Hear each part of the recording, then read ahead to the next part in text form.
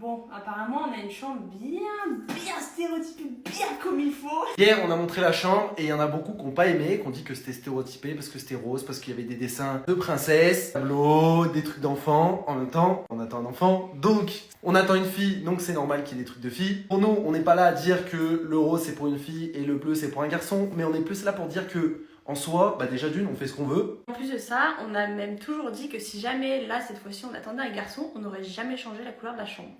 Voilà, on ne serait pas passé sur du bleu pour autant, on aurait laissé du rose. Aussi que tout ça, ça a été fait à la main. Il y a son prénom aussi de gravé là derrière le petit papier. Mais du coup, nous, on en est très contents et c'est le principal. Rose, il y a du bleu, il y a du blanc, il y a du gris, il y a un peu de tout en fait. N'importe quel enfant serait content d'avoir une telle chambre. Voilà, ceux qui sont pas contents, et ben tant pis pour vous. Regardez par exemple le tapis, il est bleu. On a plein de jouets qui sont aussi pour les garçons, aussi bien pour les garçons que pour les filles. La bullette elle est bleue, ça c'est bleu et rose. En soi, ça veut strictement rien dire. On s'en fiche que ce soit stéréotypé ou pas. Au niveau de sa penderie, bah voilà, il y a du bleu, du rose, du rouge. C'est quand même majoritairement des trucs de filles. En même temps, c'est Ouais, logique, c'est une fille, quoi. c'est une fille. Il n'y a pas mort d'homme. Chaque parent fait un petit peu aussi comme bon lui semble. On pensait bon de faire tout ça et de préparer tout ça pour sa chambre et on kiffe grave à chaque fois qu'on rentre dans cette chambre. On s'y sent bien et on espère qu'elle aussi elle s'y sentira bien et voilà. C'est le principal, je pense. Ouais.